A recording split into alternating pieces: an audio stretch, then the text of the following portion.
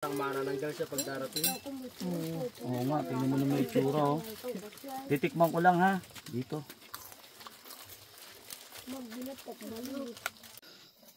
Dito. Ano yan? Paniki. Ay! Saan mo nahuli yan?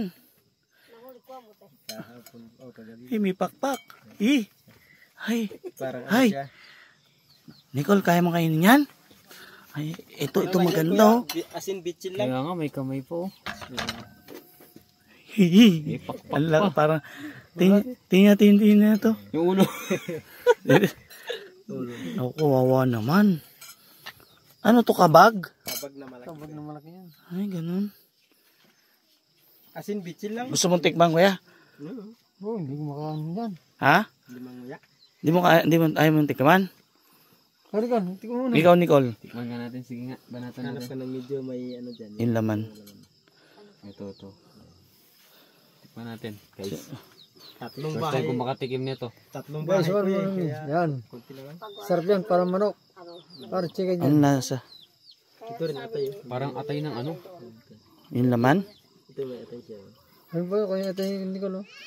Ano nasa? May atay niya. Yung sa ilalim niya may atay. Oh, matapon na. Para siyang ano, tawag dito. Ito. Ito. Yung texture niya parang ano, parang baka. Parang Baka yung texture pero yung lasa niya parang manok. manok. Masarap na. Ito masarap, Nicole oh. Yan, yung atay. Yan yung ulo, Nicol. Yan po. Ay, Ito. Pwede. Ay, Tatlo kasing bahay ko yan. Naghati-hati. Kaya talaga? Kaya nga ako nagmamadali kahit gabi na, dinala ko kayo ulam eh. Alam ko wala kayong ulam eh. Naubos na yung padala ko na ulam nung isang araw eh. Nagmamadali ako tapos meron ganito. mapalag yung bangus eh. Aabot siya ng umaga. Ay.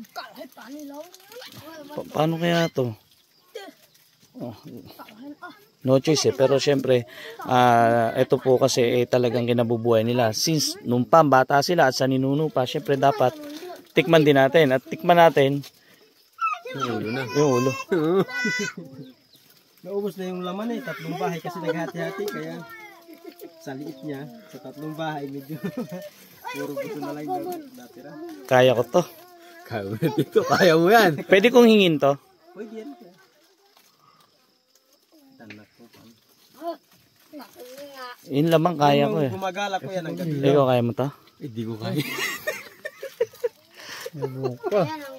Tikman natin. Parang manananggal siya pag darating. Oo nga, tingnan mo naman yung itsura oh. Titikman ko lang ha.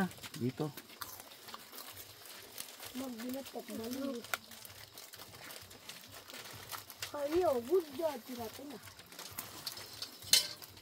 Asin bitchin lang ko yan.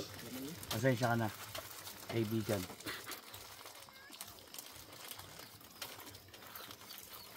Oo nga, wala naman siya masamang lasa. Okay naman yung lasa niya. Pero isipin mo kasi paniki. Medyo may nangangain. Okay naman.